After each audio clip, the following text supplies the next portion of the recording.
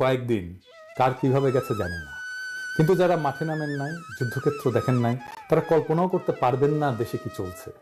18ই জুলাই বৃহস্পতিবার দুপুর 1টায় আমার বন্ধু জাহিদুজ্জামান তানভীন শহীদ হয়।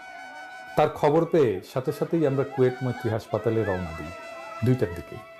আমার কিছুতেই বিশ্বাস হচ্ছিল না, নিজের চোখে না দেখে আমি বিশ্বাস করতে পারছিলাম না। খালি মনে হচ্ছিল হয়তো অন্য কেউ হবে, তানভীনের মতো দেখতে হয়তো কেউ। রাস্তায় বাইক আর সিএনজি ছাড়া কিছু ছিল না। অনেক অপেক্ষার পর একটা সিএনজি পাই যে আমাদেরকে হাসপাতালে নিয়ে যেতে চায়। উত্তরে জসিমউদ্দিন আসতেই আমাদেরকে ছাত্ররা থামায় দিয়ে বলে, ভাই সামনে যেন না, পুলিশ যেদিকে যেভাবে পাচ্ছে গুলি করছে। আমরা সিএনজি ঘুরাই, ডিভাইডারের মাঝখান দিয়ে পার হয়ে সেক্টর 4-এ ঢুকি। গলির মুখে দেখতে পাই 40-50 জনের মতো ছাত্রলীগ জমায়েত হয়ে আছে, বসেছিল বেশিরভাগ। দেখে আমাদের কিছু বলে নাই। সিএনজি ঘুরায় ঘুরায় কোনো মতে কুয়েত মৈত্রীর কাছাকাছি যাইতে পারি। আজমপুর রেলগেটে নামি।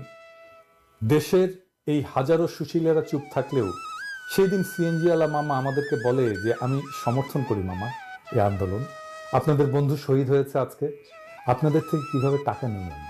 অনেক বলে কেউ তাকে টাকা দিতে পারি নাই আমি। হাঁটা দিই হাসপাতালের দিকে। পথে শয়ে শয়ে ছাত্রছাত্রী দেখি, বিভিন্ন ভার্সিটির, কলেজের, এমনকি স্কুলেরও। সবাই আশঙ্কিত যে না জানি কি হয়। কারো গায়ে ইউনিফর্ম, গলায় প্রত্যেকের আইডি কার্ড, কারোর সাথে হেলমেট, চোখের নিচে টিয়ার শেল থেকে বাঁচাতে পেস্ট, প্রতিরক্ষার জন্য হাতে কারো কারো লাঠি, রেকর্ড করার জন্য কারো হাতে মোবাইল। হাসপাতালে পৌঁছাই, বাইরে শয়ে শয়ে শিক্ষার্থী হাসপাতাল ঘিরে রাখছে, ভেতরে যারা আছে তাদেরকে রক্ষা করার পণ নিয়ে। বাইরে থাকতেই আওয়াজ শুনি যে ভাই নর্দার্ন ভার্সিটির একটা লাশ আসছে, কেউ পারলে আইসে আইডেন্টিফাই করেন যে লাশটা কার। হাসপাতালের সামনে থেকে শোনা যাচ্ছে বিএনএসএ গোলাগুলির শব্দ, বিএনএস এর দিকে ধোঁয়ায় কিছু দেখা যাচ্ছে না, চারিদিকে ইট, ভাঙা কাঁচ। গেটে যাই, ছাত্ররা আটকায়। প্রথম কথা, আপনি কোন ভার্সিটি?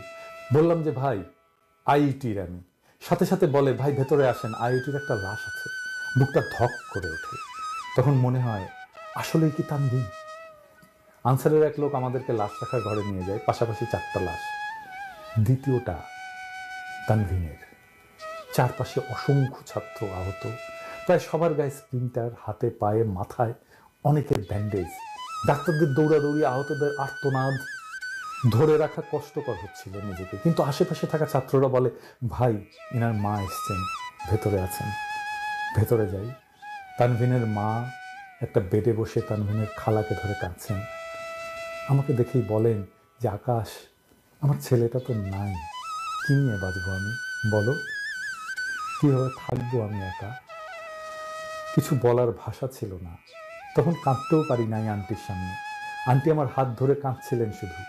হঠাৎ করেই আওয়াজ আসে যে পুলিশ আর লীগ ভেতরে ঢোকার চেষ্টা করছে। আমরা কয়েকজন দোতলায় উঠে যাই, আইসিইউ এর সামনে দাঁড়াই। ভেতরে সব বেড ভর্তি, অনেকের গুলি লাগছে, অনেকের অবস্থায় আশঙ্কাজনক। ছাত্ররা সব দৌড়ে যায় যে পুলিশকে ঢুকতে দেবে না, লাশ নিয়ে যাইতে দেব না। কিছুক্ষণ পর আবার শান্ত হয়ে আসে ভেতরের সব। নিচে নামি। কিছুক্ষণ অপেক্ষার পর তানভীনের রিলিজের কাগজ আসে, আমাদেরকে বলে লাশ নিয়ে যাইতে। আমরা যারা ওর বন্ধুরা আছি আগায় যাই লাশ নিতে। স্ট্রেচার আনি, ওকে তুলি স্ট্রেচারে। আমি মাথার নিচে হাত দিই তোলার সময়, রক্তে ভেজা, মুখে আর বুকে অসংখ্য স্প্লিন্টার লাগা, বুকের উপরে কাঁধের পাশে বুলেটের ক্ষত, মাথার পেছনে থেতলে যাওয়া। লাশ নিয়ে আমরা সামনে আগাইতে নিলাম। তখন একযোগে আশেপাশে সব ছাত্ররা চিৎকার করতে শুরু করলো যে শহীদ ভাইয়ের লাশ। স্টিলে স্টিলে বাড়ি দিয়ে সবাইকে অ্যালার্ট করলো যেন সামনে থেকে সরে যায়। আল্লাহু আকবার বলে ধ্বনিত হলো চারপাশ। আশেপাশের কাউকে আমি চিনি না, কেউ আমাকে চেনে না, কিন্তু তারপরেও সবাই তৎপর, সবাই সবার ভাই সেখানে। চিনিও না এমন ছেলেমেয়েরা এসে সাহস দিয়ে যাচ্ছে, সাহায্য করছে। করিডোর ধরে সামনে আগাতে একটা চিৎকার শুনলাম, একটা পুলিশ মরছে রে।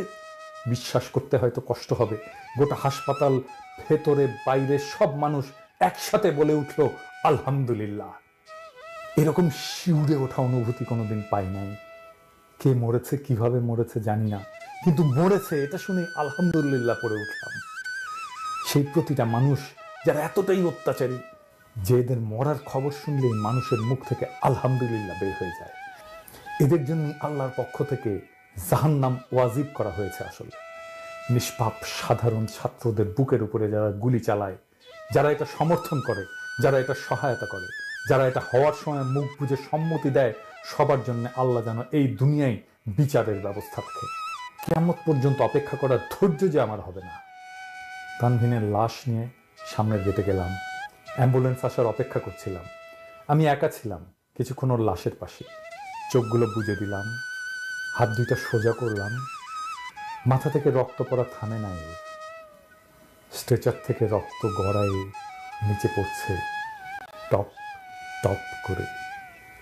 আন্টি নিজের ওড়না দিয়ে বললেন, তানভিনকে যেন ঢেকে দিন। অ্যাম্বুলেন্স আসলো, ওকে তোলা হলো। স্ট্রেচার থেকে লাশটা নিয়ে অ্যাম্বুলেন্সের ভেতরে নিল। আন্টি তখন পাগল প্রায়। আন্টি স্ট্রেচার থেকে তানভিনের রক্ত নিয়ে নিজে মেখে চিৎকার করছেন, আমার ছেলে শহীদ, আমার ছেলে শহীদ হয়েছে। এই মুহূর্তটা আমি হয়তো কোনোদিন ভুলতে পারবো না।